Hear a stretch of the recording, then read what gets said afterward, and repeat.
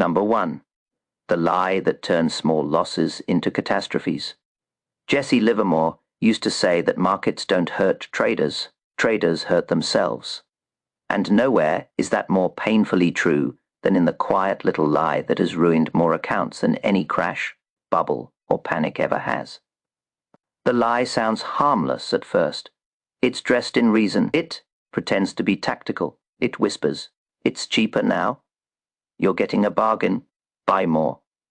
Most traders hear that voice the moment a trade slips even slightly against them. And the moment they listen, really listen, the trap snaps shut. The slow unraveling begins. Picture Jesse Livermore at 23, sitting in a cramped Manhattan bucket shop he'd long since outgrown. Around him, frantic clerks scribble prices on blackboards. The room hums with the restless buzz of amateurs and would-be millionaires. This is where he learns something essential. Every downfall begins with a rationalization. He places a trade. He's confident. The tape supports his thesis. But then the market dips. Just a little, just enough to pinch his ego. A novice would react instantly, telling himself it's nothing, that the market is handing out a discount, that the pullback is temporary and harmless. Jesse knew better. He'd already seen too many traders, grown men with families, reputations, pride, turn a tinny setback into the opening chapter of a financial tragedy. Because when that first small dip hits, a battle begins inside the trader, long before it hits the account. The emotional spiral behind averaging down. Modern traders think emotions are new, but Jesse faced the same demons: fear, denial, stubbornness, just expressed through the flicker of a ticker tape instead of a glowing monitor. The script of self-deception rarely changes. It's fine. It's a temporary correction. The fundamentals are still strong. It can't go much lower. And the most poisonous line of all: if I buy more, I'll fix the mistake.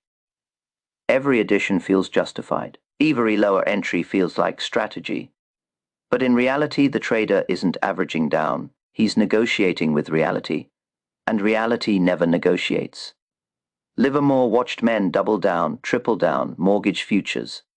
They hadn't lived yet.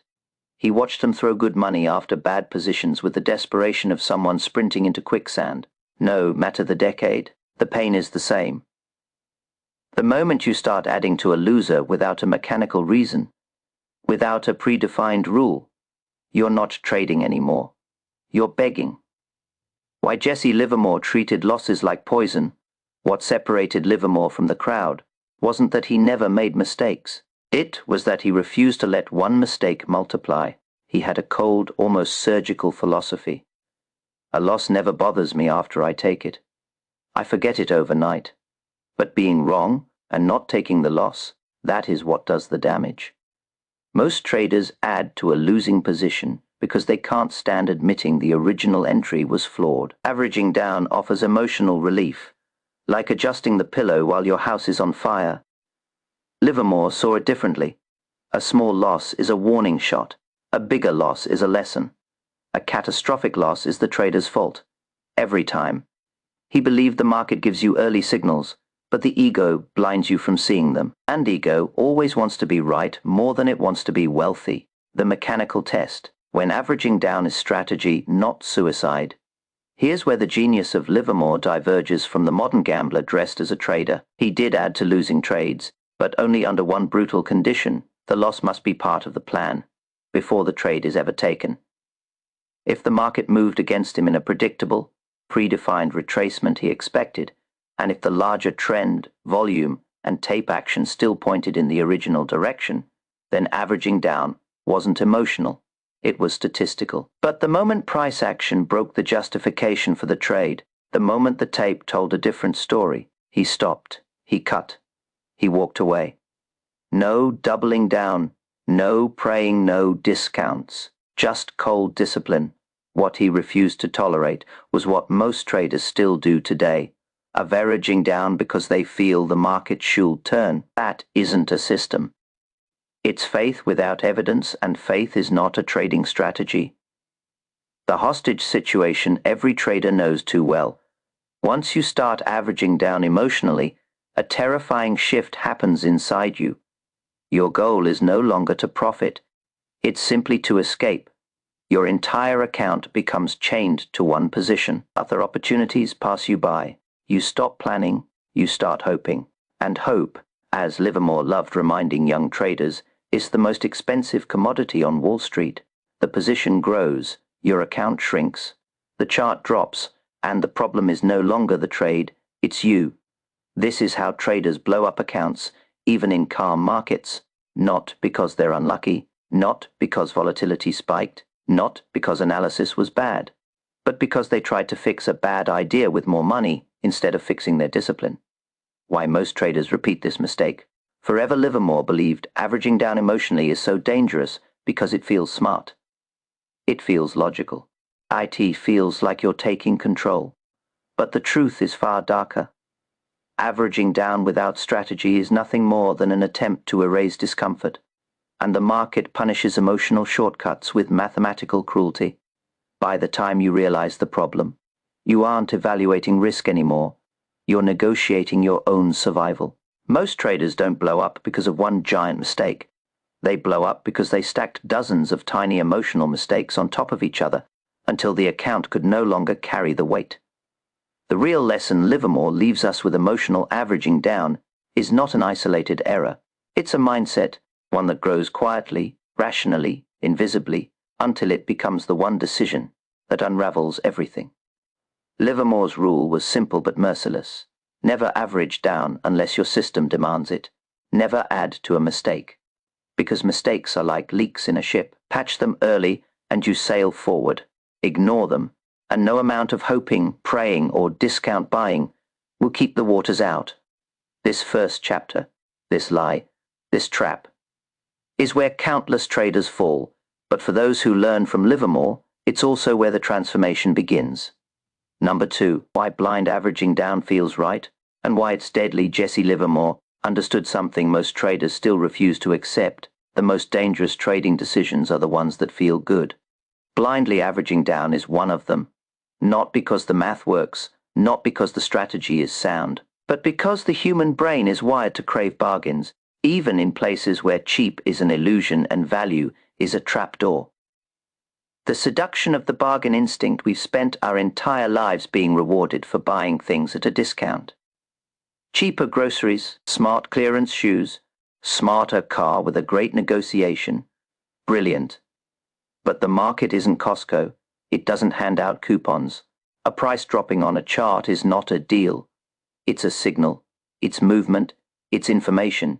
And more often than traders want to admit, that movement is screaming. Something is wrong. The market doesn't owe you a rebound. The market doesn't care you bought higher. The market is not a department store handing out markdowns. It's a battlefield marking casualties.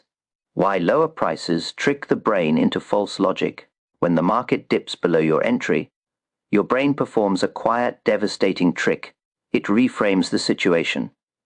Instead of viewing the trade as risk increasing, you experience it as opportunity increasing. It's the same psychological mechanism behind gambling losses. I'm already down.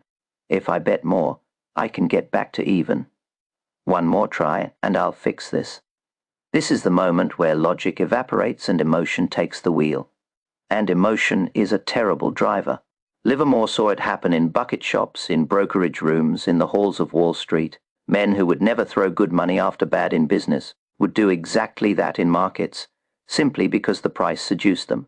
When the price drops, something fundamental changes. Livermore's brilliance wasn't just tape reading.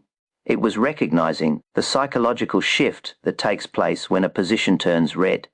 A loss changes you. It infects the way you see the market. The mind stops evaluating the future of the move and starts fixating on the past. It was just at that price yesterday. It should go back. It can't fall much further.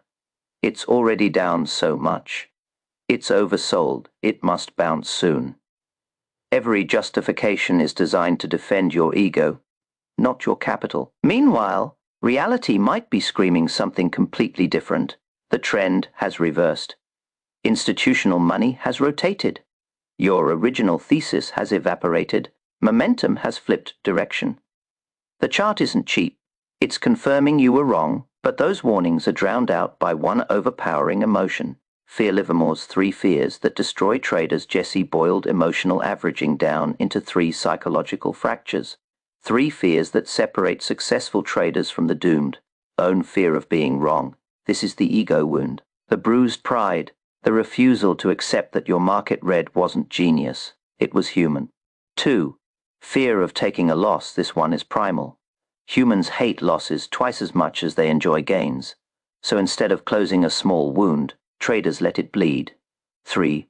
Fear of admitting imperfection. Traders want to believe they have insight. Others don't. They want to feel early, smart, insightful. Averaging down becomes the emotional equivalent of saying, "No, I didn't misread the market. The market is wrong right now. But the market is never wrong. Only traders are." The lie your brain tells you at the worst possible moment, when the trade dips and the anxiety swells. The brain tries to rescue your identity. It tells you the lie every trader eventually learns to fear. If I buy more, I can fix this. Fix what? The trade or your pride. Livermore knew the answer. He'd watched the lie swallow men whole. Some never recovered. Not financially, not emotionally. Because the moment your goal shifts from make a good trade to prove myself right, you're no longer a trader, you're a hostage. Why Livermore's rule is a death sentence to the ego. Never average losses. Livermore said, not because adding is always wrong, but because emotion makes it almost always wrong. Only 10% of traders add to losers with a system. The other 90% add because they're trying to avoid psychological pain. Think about that. Most averaging down isn't trading. It's self-soothing. It's a trader whispering, "I can still win. I just need a bounce. I'll be right in the end." But trading is not about being right. It's not a test. It's not an exam. It's survival. And capital is oxygen. Why? Feeling smart has a body count in the markets. Traders love the feeling of buying something cheaper. It makes them feel clever. Livermore saw this pattern chain. Trap generations of traders. The first dip triggers discomfort. The discomfort triggers justification. The justification triggers an emotional ad. The emotional ad triggers a larger loss. The larger loss triggers panic. Panic triggers account destruction. A smooth, logical slope straight into the abyss. Averaging down without a mechanical system is the financial equivalent of grabbing a falling knife because it looks like a bargain. The truth Livermore knew, and most traders never learn lower prices do not mean value, opportunity, strength, reversal, discount time to load the boat. They mean information has changed, and if your strategy doesn't account for that change before the trade is taken, blindly adding is not adaptation. It's denial. Livermore understood that capital preservation always outranked ego preservation. Most traders reverse the order, and that reversal is the silent killer. If this hit you hard, good. If you felt uncomfortable reading this chapter, if you saw yourself in the patterns, if you recognized the lies your brain tells you in the heat of a red position, that's good. It means you're becoming aware. A trader can't kill a bad habit until they see it clearly and honestly. And if this message struck something inside you, then type "no more emotional ads" in the comments, not for me, but as a promise to yourself. Number 3, the Livermore test. When averaging down makes sense, most traders believe losses are simple. Either the trade is wrong, or the market is broken, or manipulation is at work. But Jesse Livermore saw the truth more clearly than any trader of his era. A loss doesn't automatically mean your idea was flawed, but it almost always means something changed. And the moment something changes, the trader faces a crossroads, one that has destroyed more fortunes than bear markets ever have. At that crossroads sits the Livermore test. A single question with the power to separate disciplined professionals from emotional gamblers. Is the underlying reason for my trade still valid, and is the market confirming it? It sounds simple, but answering it honestly, that's where legends are forged and accounts are buried. When most traders look at the chart, they see hope. Livermore saw information. Livermore didn't trade lines or indicators. He traded behavior, structure, and confirmation. When a position dipped, he didn't immediately think he was wrong. Nor did he assume the market was offering a bargain. Instead, he studied the tape with cold detachment, searching for signals. Others were too emotional to see. He asked, "Has the crowd changed its mind? Has the trend flipped direction? Are the big operators unloading or quietly accumulating? Is this a natural correction or the start of a reversal?" Not one of those questions was emotional. Not one was based on pride or fear, and that's exactly why his method remains timeless. The heart of the Livermore test is not about price, it's about context. A drop in price may simply be the market taking a breath, or it may be the market calling your bluff. So the test forces you to evaluate the cause behind the movement, not the movement itself. There are only two possible outcomes. The thesis still holds sway, averaging down can be strategic. Livermore believed emotional ads were the sign of a trader who had already lost, not to the market, but to himself. The 5 conditions, Livermore's mechanical test for averaging down. Livermore didn't guess. He didn't hope. He didn't feel. He ran a mechanical test, one so brutally honest that most traders today couldn't pass it even once. If all 5 of the following conditions weren't met, he walked away. Your original thesis is intact, not your ego. Your logic asterisk, the first and most important question. Has anything fundamentally changed about the reason you entered the trade? If you entered because of a clear catalyst, a trend continuation setup, a breakout structure, or a macro driver, does that driver still exist? If the only thing that changed is your comfort level, that's not a thesis violation. But if the reason you entered has evaporated, your position isn't a trade anymore. It's a denial mechanism. Livermore saw traders cling to weakened theses the same way drowning men cling to driftwood. But driftwood doesn't take you to shore. It just keeps you afloat long enough to suffer. Point 2. The trend structure is not broken. Livermore was a trend trader before the term even existed. If the market was making higher highs and higher lows, he stayed long. If it was making lower highs and lower lows, he stayed short. A temporary pullback didn't scare him, but a break in structure ended the discussion. To him, trend violations weren't warnings. They were verdicts. Of averaging down into a broken structure was like putting more passengers on a sinking ship. And hope doesn't float. 3. Price is pulling back into strength, not collapsing. This is where most traders fail. There's a world of difference between a controlled retracement and a freefall. A controlled pullback shows interest. It shows stabilization. It shows buyers waiting at logical levels. A freefall shows panic. It shows liquidation. It shows informed money exiting quietly, while uninformed money tries to buy the dip. Livermore watched the tape like a cardiologist listens to a heartbeat. He knew when a market was exhaling and when it was dying. If price was collapsing, he didn't add. He cut. 4. Volume and behavior suggest accumulation, not distribution. Volume tells the truth even when price lies. Livermore didn't need modern volume profiles or order flow software. He could feel the rhythm of accumulation and distribution through the tape. When smart money enters, volume supports dips. When smart money exits, volume leads dips. If a price drop came with heavy selling, he walked away. If price pulled back on light volume, then surged on strong volume, that was structure, not hope. This is the difference between professional averaging and amateur suicide. Asterisk, 5. Your stop loss does not move, no exceptions. Ever. Asterisk. This may be the single greatest psychological separator Livermore used. He never averaged down if it required moving the stop. Because once you widen risk to give the trade room to breathe, the trade isn't breathing, you're suffocating. A stop. Loss is the boundary between logic and madness. Move it once, and you'll move it again. Soon the market is no longer testing your trade. It's testing your identity, and identity will always sacrifice capital to protect itself. Livermore refused to let his ego negotiate with his rules. If adding required a wider stop, game over. Walk away. Fail. Even one of these conditions. And you're digging a grave, Faye.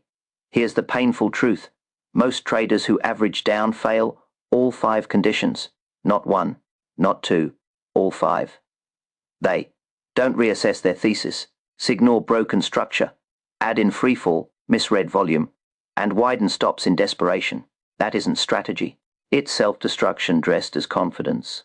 Livermore's brilliance wasn't that he avoided losing trades. It was that he refused to compound them. This test was his shield, his discipline, his weapon against the most seductive self-deception in trading. Number 4. The emotional trap. How one ad creates a chain reaction. There is a moment every trader remembers with a kind of sick clarity. The moment they added just a little more to a losing position. It feels harmless. It feels manageable. It feels reasonable. But that single emotional ad is not a one-off mistake. It is a trigger.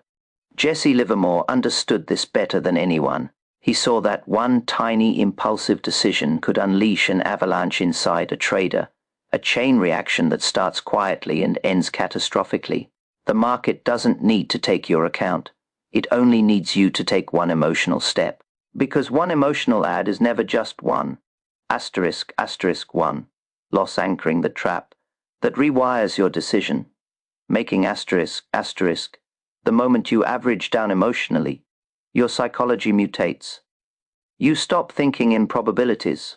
You stop thinking about the trade's future. Your mind locks onto a single point, break even, not profit, not structure, not confirmation, not trend, just the price where the pain started. Livermore watched men stare at the ticker, waiting for a number that meant nothing to the market but meant everything to their ego. Anchoring transforms you from strategist into hostage. Every tick away from break even feels like betrayal. Every tick toward it feels like salvation. You're no longer trading the market, you're trading your emotional relief. Asterisk, asterisk 2. Position bloat, when the trade grows faster than you can handle asterisk. Asterisk here is where the spiral tightens. As you add to the loser, the position stops being a trade and starts becoming a threat. Your size inflates, your risk inflates, your stress inflates.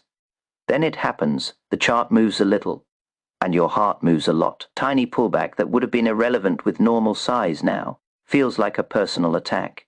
Every candle becomes a verdict. Every fluctuation becomes a crisis. Livermore called this the emotional tipping point. It's the point at which your position isn't too big for your account. It's too big for your psyche, and a trader whose emotions exceed their size limit is already defeated. Asterisk, asterisk 3. Thesis blindness. When you marry the trade and divorce reality, asterisk. Asterisk, this is the deadliest shift of all. When you add emotionally, you don't just increase your size, you increase your attachment. Now, you can't let go. Now you need the trade to work. Now your identity is tied to the outcome. You stop reading charts. You stop questioning your thesis. You stop adjusting to new information. Instead, you build arguments to justify the position, new lower lows, market manipulation, increased volume on the sell side, overreaction, broken support fake, out. You stop trading what's there and start trading what you wish were there. Livermore observed this psychological collapse in traders who used to be rational, men who became blind to information simply because they couldn't admit they were wrong. The chart wasn't the problem. Their ego was. The chain reaction from one ad to account destruction. Here's the brutal truth. Though an emotional ad almost always becomes 3. 3 becomes 5. And 5 becomes a disaster. The progression is predictable. The first ad feels small. The second feels justified. The third feels necessary. The fourth feels desperate. The fifth feels like the only way out. Each step is accompanied by a new rationalization. It's oversold. It's got to bounce. The fundamentals are strong. The market's wrong. Not me. And then you arrive at the point Livermore feared most. You've built a position too large to exit safely. You can't cut it. It's too big. You can't hold it. It's too painful. You can't add. You're out of room. You can't breathe. Your account is suffocating. This is how traders destroy themselves without realizing it's happening. It never starts big. It starts with one emotional ad, the moment of realization. When it's too late, Livermore wrote that the most heartbreaking thing in trading isn't the loss itself. It's the moment the trader realizes they've been complicit in their own downfall. He described watching traders stare at a position that had metastasized into something monstrous, too large, too stressful, too unpredictable, too far gone. Their hands trembled. Their breathing changed. Their judgment evaporated. They weren't traders anymore. They were prisoners. And the cell door closed the moment they hit Bousy on that first emotional ad. If you've lived this, you know the pain most traders have felt, that sickening progression.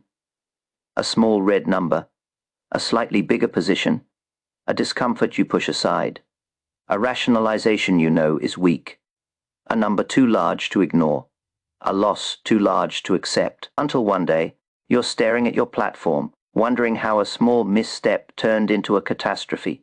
If you've ever lived this spiral, if you've watched a manageable loss grow into something monstrous because you kept adding, then type "never again" in the comments. Not as a slogan, not as motivation, but as a line in the sand, a line that protects your future self from your past impulses. Number 5, the correct way to add. Small, strategic, mechanical. Up to this point, we've focused on the dangers, the emotional spiral, the psychological traps, the chain reaction that destroys accounts. But Jesse Livermore wasn't just the prophet of discipline. He was the architect of a powerful methodology for adding to positions the right way. His brilliance wasn't that he avoided adding. It was that he added strategically, mathematically, mechanically, never emotionally. He understood that scaling a winning position is how traders build fortunes, but scaling a losing one is how they lose them. So, let's shift from danger to mastery. Here is how Livermore added: the correct way, the professional way, the profitable way. 1. Add only when the market proves you right, not wrong. This is the core of Livermore's philosophy. His rule was simple, brutal, and uncompromising. You add only on strength, never on weakness. Strength means the market is moving toward your thesis, not away from it. It means you add after a breakout holds, not during the breakout.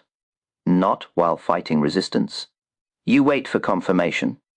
The market proving it didn't just poke through a level, but claimed it. You add after a higher low forms. This means buyers stepped in. This means trend structure is strengthening. This means the move has support. Adding before a higher low is guessing. Adding after is reading. You add after the trend confirms continuation. Forget predictions. Livermore wanted evidence. A market climbing in orderly waves is telling you something. Momentum is organized, not chaotic. This was the Livermore secret most traders never understand. You don't add because you want to be right. You add because the market has already said you are. Anything else is hope, and hope is how traders die. 2. Each added layer must have its own stop. This concept separates amateurs from professionals. Most traders think adding means averaging into one giant position. Livermore rejected that. Every add was a separate trade, with its own logic, its own trigger, its own stop, lost its own exit criteria. If the add failed, he cut it. Immediately. He didn't nuke the entire position. He didn't panic. He didn't flip bias. He simply removed the weak layer. He treated adds the way a builder treats scaffolding. If a support beam wobbles, you remove that beam. You don't demolish the entire structure. This method allowed Livermore to scale aggressively, but with controlled, compartmentalized risk. 3. Position size is controlled, not emotional. This is one of the most misunderstood aspects of Livermore's methodology. When adding, he didn't increase size, he decreased it. The first position was the largest, the foundation. Each subsequent layer was smaller, more cautious, more tactical, more precise. Why? Because the initial trade has the most conviction. The subsequent trades are confirmations, not gambles. Amateurs do the opposite. They add bigger as they get more emotional. They chase. They inflate risk. They turn a system into a fantasy. Livermore added in diminishing increments, so that risk stayed contained, emotions stayed manageable, flexibility stayed intact, and the structure remained stable. This one principle, smaller adds each time, is the backbone of every successful pyramiding strategy used today. Asterisk, asterisk 4. Maintain the ability to exit never trap yourself asterisk. Asterisk, this is the true magic of Livermore's method. He added in a way that preserved mobility. He never painted himself into a corner. He never created a position so large he couldn't get out smoothly. He refused to double down, triple down, lock himself into a hostage situation, wait for it to come back. Because once your size becomes too large to exit, you're no longer a trader. You are trapped in your own creation. Livermore's ads were designed to give him more opportunity, not more baggage. Every ad kept him light enough to adjust. Every ad kept his mind clear. Every ad kept his exits clean. He wasn't just scaling. He was engineering his future decisions. Smart stacking versus emotional rescuing at this point. The difference should be painfully clear. Smart stacking, Livermore-style ad on confirmation, ad after strength. Add smaller each time. Each ad has its own stop, maintain control, stay flexible, scale winners, emotional rescuing. Amateur-style ad on weakness, add to avoid losses, add larger out of panic, no separate stops. Lose control, lose clarity, scale. Disasters, one method builds fortunes, the other destroys them. Livermore didn't rise from bucket shops to Wall Street legend by being lucky. He did it by stacking intelligently, systematically, and unemotionally. If this chapter made the difference crystal clear for you, smash the like button. Or, since we're here, just let me know. And when you're ready, say number 6, the checklist. The only 7 questions you need by now. You understand the difference between emotional adding and strategic scaling. You understand the spiral, the trap, the mechanical test, and the disciplined alternative. But Jesse Livermore knew something about human beings that traders often forget. In the heat of the moment, logic evaporates. Emotion takes the wheel. Memory goes dark. That's why he relied on rules checklists, mechanical questions that forced him to confront reality, even when his instincts tried to deceive him. He believed that when money is moving, your mind can't be trusted. So he built systems that could be, and one of the most important tools he left behind is the 7-question test. A checklist simple enough to use in seconds, but powerful enough to prevent years of financial pain. This is the framework, the firewall, the discipline system, the thing that separates professional ads from emotional disasters. Let's break it down. 1. Has the market confirmed my thesis? This is the most important question, the core of Livermore's logic. Confirmation is higher lows forming, breakouts holding, trends resuming, demand showing itself. If the market hasn't spoken in your favor, your thesis isn't intact. It's unproven. 2. Is this a controlled pullback, not a breakdown? Every chart tells a story, but most traders misread the tone. A controlled pullback is calm, structured, orderly. It shows deceleration, predictable retracement buyers, waiting below rhythm. A breakdown is chaos. It shows dislocation, panic, liquidation, violent candles, weak or collapsing support. If you add during a breakdown, you are not adding. You are catching a falling knife and calling it a bargain. Livermore didn't tolerate disorder. If the tape lost its rhythm, he removed himself immediately. 3. Is the larger trend intact? This is where most traders lie to themselves. They say, the trend is still fine. It's just a dip. It'll recover. But the chart is screaming. The structure is broken. The momentum has reversed. Distribution has begun. The floor is gone. Livermore would test trend integrity before every ad. If the trend wasn't intact, he didn't add, period. Because the trend is not optional. It's the backbone of the trade. Add without a backbone, and the whole thing collapses under its own weight. 4. Am I adding from a place of strength, not fear? This question cuts right to the soul. Livermore knew traders add emotionally for one reason. Fear. Fear of being wrong. Fear of losses. Fear of regret. This question forces you to confront your true motivation. Ask yourself, am I adding because the market is supporting my idea, or because I'm scared to take a loss? Am I adding from confidence or from desperation? If the root is fear, The ad is poison. No exceptions. 5 is my stop, loss unchanged, and obeyed. This is the iron rule. The stop.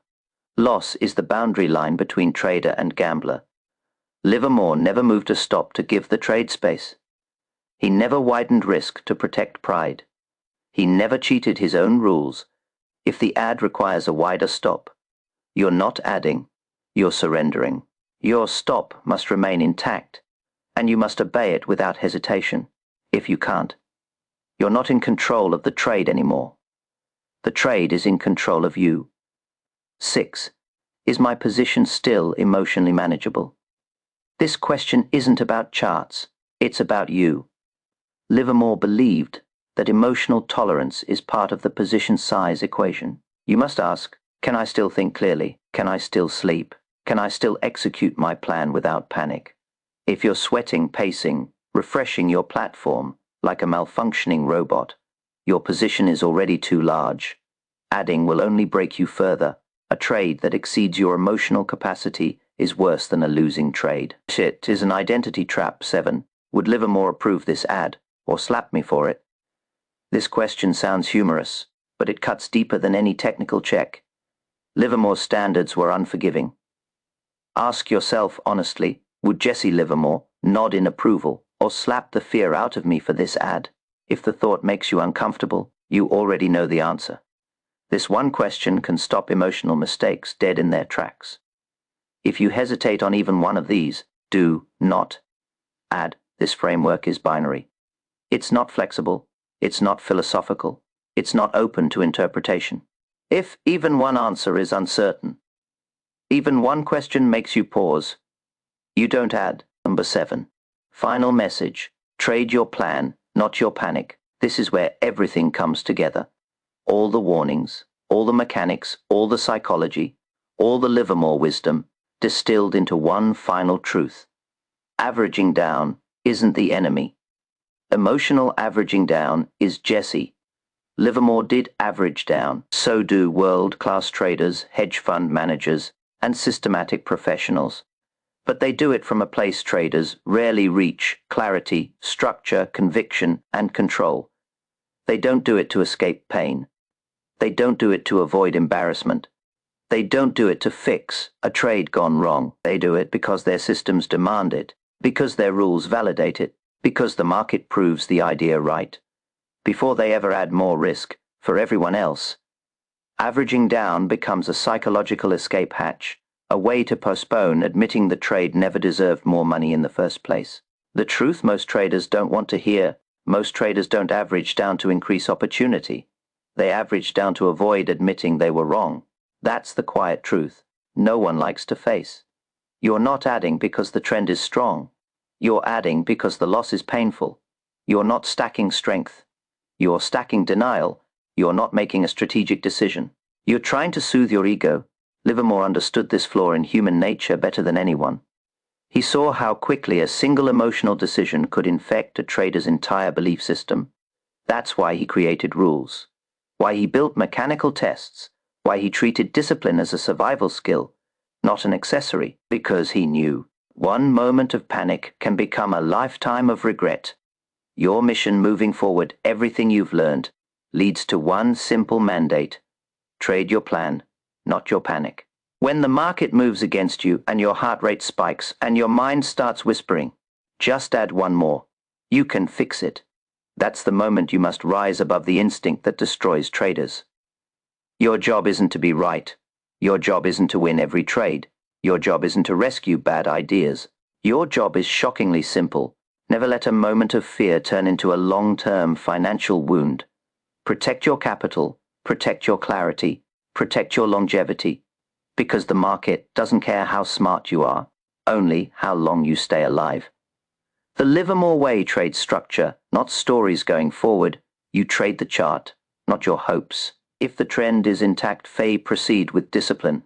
If the structure supports your thesis, follow your system. If the market confirms your idea, scale with precision. But if anything cracks, anything breaks, anything feels emotional, you stop. You don't negotiate. You don't pray. You don't hope the market will save you. You protect your capital so you can fight again. There will always be another setup, another trend, another opportunity with clean alignment. Bad trades come and go, but your capital, that's the only tool that lets you survive long enough to find greatness. Livermore said it best. There is only one side of the market, the right side, and the right side is never the emotional one. The final word, if this message helped you see your losing trades differently, if it exposed a habit you're finally ready to break, if it made you rethink how you treat your money, your process, or your discipline, hit the like button. It helps more traders find this message before they blow up accounts they didn't need to lose. And be sure to subscribe and turn on notifications so you don't miss next week's video.